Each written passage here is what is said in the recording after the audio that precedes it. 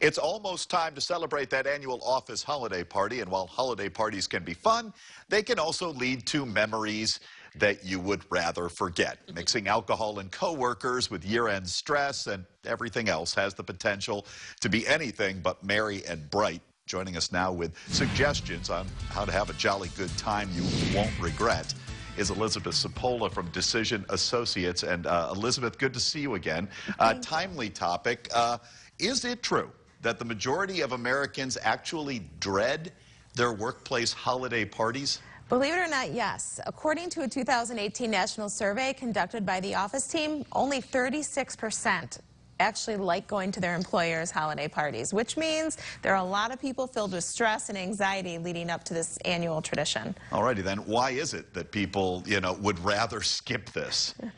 Well, good question, but when you think about it, right, so these parties, they do often include indulgences of good food, music, and gift exchanges, washed down with some delicious holiday cheer in the form of seasonal cocktails. What could be wrong with that? They can be fun. Yeah.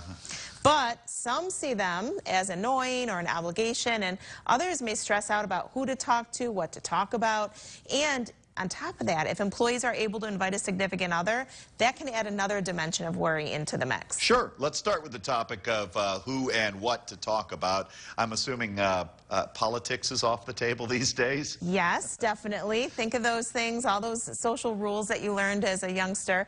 Use the party as a chance to talk with people you don't already know. Make it a goal to step out of your comfort zone and speak to at least 3 new people.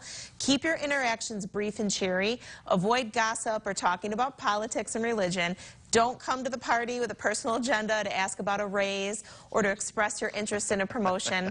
Ask open-ended questions so the conversation flows smoothly, and always remember that people love to talk about themselves. Sure. What advice do you have related to imbibing, we'll say, at these parties, because that can often create a whole host of problems? Yes, I would say know your drinking limit and prepare ahead of time by setting a guideline of no more than 1 or 2 drinks. Although more drinks might loosen you up and take the edge off of your nerves, it can also lead to making a total fool of yourself. So if you realize you've had too much to drink, stop immediately and arrange for a ride home. Avoid lengthy conversations while you're waiting for your ride, and drink plenty of water. No matter what, make it to work the next day. And remember, you're a working adult. Nothing is worth being seen in a compromising position due to overindulgence. Yeah, any final thoughts while people digest that thought? Because too many people are saying, boy, I've been there. Yes, definitely. I think this is a relatable topic for